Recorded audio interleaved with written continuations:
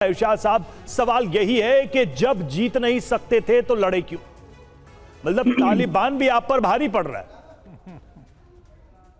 बहुत शुक्रिया। देखिए, मैं आपको पिछले एक हफ्ते से यही कह रहा हूं कि अफगानिस्तान पाकिस्तान के खिलाफ जंग लड़ नहीं सकता और पाकिस्तान हारने के लिए कभी बना ही नहीं। अल्हम्दुलिल्लाह कलमे के नाम पे बना और ये जीत इसके नसीब में लिखी गई।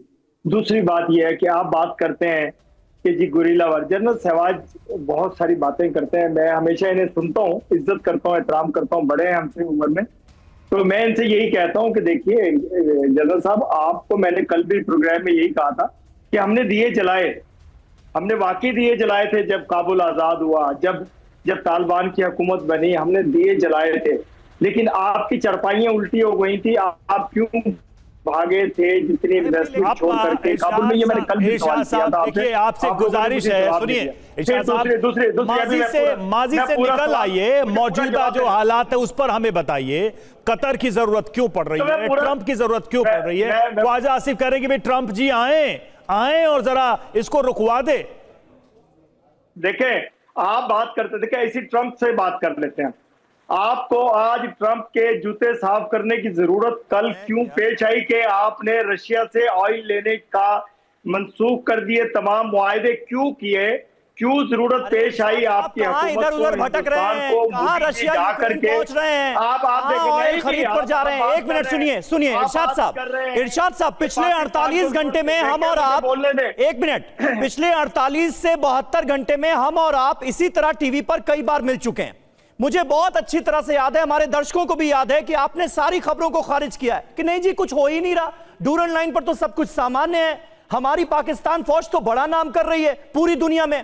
तो आज कतर के सामने क्यों गिड़गिड़ाने बैठ गए? आपके फील्ड मार्शल के नेतृत्व में कतर क्यों पहुंच गई पाकिस्तान की टीम? बताइए। देखें, आपकी ये एक प्रॉब्लम है कि दूसरे को सुनना नहीं, खुद चीख चिल्लाट कर। मैं आप ही से आपको मैं बात कर रहा हूं, आपने सवाल किया, मैं जवाब दे रहा हूं, बीच में आप बोलने लग जाते हैं। मैं आपको ये अर्ज कर रहा था कि आपने कहा कि हमें अमेरिका की जरूरत क्यों पेश आई। देखिए, आपने सवाल किया, मैंने जवाब दिया कि क्यों आपके मोदी जी जूते साफ करने गए। नहीं दिया जब है ना, नहीं दिया जब भटक जाते हैं तो रास्ते पर लाना पड़ता है। अभी भटके हुए नौजवानों को रास्ते पर लाने का काम हमारा है। असल में प्रॉब्लम ये है, पड़ोसी बिगड़ा हुआ है, बार बार समझाना पड़ता है।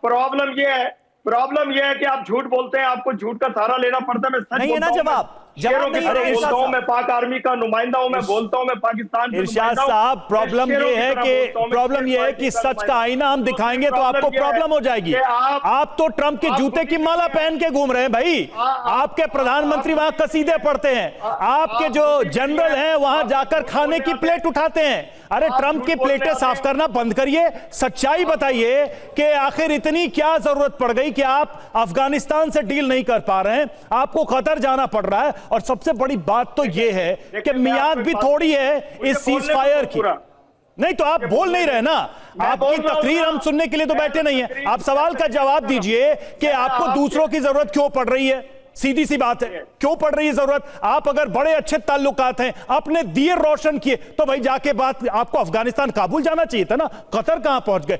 जिसको काबुल का रास्ता नहीं पता वो कतर पहुंच गया। ये जवाब दीजिए ना आप।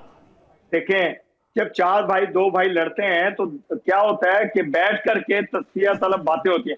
हम कतर, सऊदिया, तमाम उम्मत मुसलमान इकट्ठे हैं इस वक्त। हमारे साथ किसी के साथ भी, किसी भी मुल्क में, मुसलमानों के मुल्क में कोई प्रॉब्लम होगी, हम इकट्ठे होंगे, आपको बताएंगे। जो आप दहशतगर्दी फैला रहे हैं, जब काबुल पर हमला किया था तो उम्मत मुसलमान याद नहीं आया आपको इरशाद साहब? जब काबुल पर हमला किया, कांधार पर हमला किया तो उम्मत मुसलमान याद नहीं आया? हमने कंधार पे हमला नहीं किया, हमने दहशतगर्दों पे हमला किया, आपकी छावनियों पे हमला किया, आपके बारूद को जलाया। जो दहशतगर्दी के लिए आप काबुल में इकट्ठा कर रहे थे, जो कुछ आप करना चाहते। और ये पीएलए वाले कौन है? नाम अब आपको करने देंगे। नहीं, और ये टीएलपी वाले कौन है? उस औरत जैसी है। इरशाद साहब, ये टीएलपी वाले कौन है? ये उम्मत मुसलमान नहीं है। पूरे मोहल्ले की औरतों को तलाक दिलवा दे। आप लोग वो हैं, उस औरत जैसी हालत है आपकी जो तलाक याफ्ता होती है, जो कोशिश करती है पूरे मोहल्ले की। अब तो फिर वही वाजपेयी वाली बात करनी पड़ेगी कि मर्दानगी की बात आप लोगों से करने की जरूरत नहीं है। उन्होंने कहा कि जब औरतों और चूड़ियों की बात आप करने लगते हैं तो समझ में आ जाता है कि आप क्या कहना चाहते हैं। देखिए आपके पास जवाब नहीं है, इतना समझ में आ गया। इतनी सारी बात को कहां के कहां ले गए, लेकिन जवाब ये नहीं है कि काबुल की जगह कतर क्यों पहुंच गए। भारद्वाज सर, आप क्या इसमें एसेस कर पा रहे हैं? मैं लौटूंगा, देखिए जब जवाब आपको देना हो इरशाद साहब मैं लौटूंगा, लेकिन ये तकरीरें सुनने के लिए समय हमारे पास लिमिटेड नहीं। आपका उत्तर नहीं आया ना, समय हमारे पास दूसरों मेहमानों को भी देना है। भारद्वाज सर, सवाल ये है कि काबुल का रास्ता जिन्होंने नहीं देखा वो कतर क्यों पहुंच गए? अगर पाकिस्तान का इतिहास हम देखते हैं तो 70 साल से अगर किसी ने जूते चमकाए तो पाकिस्तान ने चमकाए, और इनके लियाकत अली से लेके इनके मिलिट्री जनरल और पूरा ब्यूरोक्रेट्स हमेशा जूते चमकाते, कभी अमेरिका के, कभी चाइना के, कभी कतर के, कभी और तालिबान के भी जूते यही चमका रहे थे। पहली बात। दूसरी बात, आज तक पाकिस्तान कोई भी लड़ाई लड़ा, एक भी जीता, कोई कहीं पर भी भारत के साथ 4 बार इनको मुंह की खानी पड़ी। आप अफगानिस्तान अब ये बिल्कुल डरे हुए हैं क्योंकि एक तरफ से तहरीके तालिबान इनके गले में फंदा बना हुआ है, दूसरा जो बलूचिस्तान लिबरेशन आर्मी इनके फंदा बना हुआ है, और इनके अपने जो इंटरनल कॉन्फ्लिक्ट्स हैं, जो पॉलिटिकल क्राइसिस जो इनका चल रहा है वो बना हुआ है। आज मुनीर जाके वो उन क्राइसिस से उभरने के लिए ट्रंप के जूते चमका रहा है। तो बात मान के चलिए कि पाकिस्तान एकदम उलझा हुआ है। और आप जो कह रहे थे कि हो जाएगा, मैं कह रहा हूं आज के दिन अगर सबसे ज़्यादा वोलेटाइल और उद्दंड राष्ट्र अगर दुनिया में है तो वो पाकिस्तान है। वो ना केवल दक्षिणी एशिया के लिए और दुनिया में एक तरीके से हर तरीके का आतंक और धर्म की राजनीति करने का प्रयास कर रहा है। बिल्कुल बिल्कुल। और उम्मते इस्लाम का आप जिक्र करते हैं बार बार इरशाद साहब, ना जाने किस मुंह से इस्लाम को शायद ही इतना किसी मुल्क ने बदनाम किया होगा जितना आपके मुल्क ने किया है, इसमें कोई शक नहीं।